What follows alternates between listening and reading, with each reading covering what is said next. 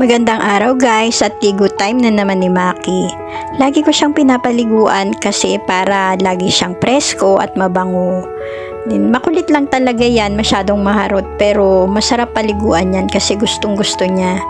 Then yung tray na yan, nalinis ko na yan, then pati yung cage niya.